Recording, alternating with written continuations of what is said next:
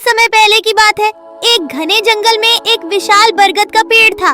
उस पेड़ पर एक कौवा और उसकी पत्नी रहते थे।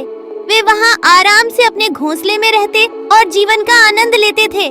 समय बीतता गया और कौवे के घोंसले में अंडे आ गए। दोनों कौवे अपने आने वाले बच्चों के लिए बहुत खुश थे। लेकिन उसी पेड़ के नीचे एक सर्प रहता था जो बहुत ही दुष्ट और चालाक था। उसने कौवे के अंडों को देखकर सोचा, इन अंडों को खाने से मेरा पेट भर जाएगा।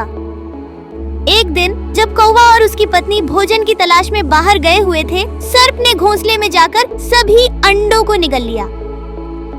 जब कौवे वापस लौटे तो उन्होंने देखा कि उनके सारे अंडे गायब हैं। वे बहुत दुखी हुए, लेकिन यह नहीं समझ पाए कि अंडे किसने खाए। कुछ समय बाद कौवे के घोंसले में फिर से अंडे आ गए।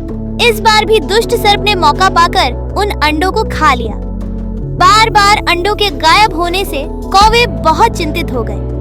उन्होंने सोचा कि अगर यह इसी तरह चलता रहा तो वे कभी अपने बच्चों को नहीं देख पाएंगे।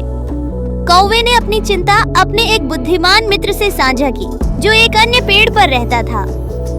मित्र ने कहा, यह निश्चित रूप से दुष्ट सर्प का काम है।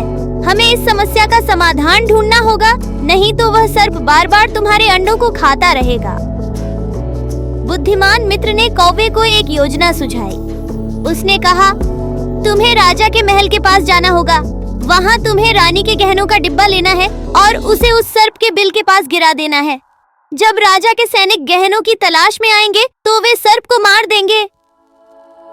कौवे ने अपने मित्र की बात मानी और योजना के अनुसार रानी के गहनों का डिब्बा लेकर सर्प के बिल के पास गिरा दिया।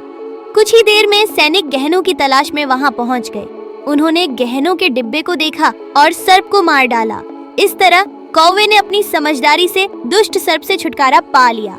अब वे अपने घोंसले में सुरक्षित रूप से रहने लगे और उनके अंडे भी सुरक्षित रहे। इस कहानी से हमें यह सीख मिलती है कि धैर्य और समझदारी से बड़ी समस्या का समाधान किया जा सकता है। जब भी मुश्किल समय आए तो हमें घबराने के बजाय समझदारी से काम लेना चाहिए।